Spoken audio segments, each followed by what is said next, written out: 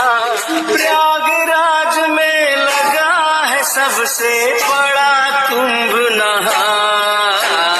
गंगा जमुना सरस्वती पावन है तीनों धाम। गंगा जमुना सरस्वती पावन है तीनों धाम।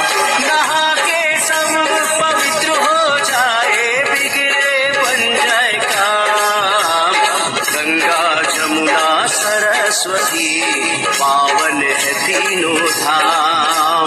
गंगा जमुना सरस्वती पावन है तीनों धाम।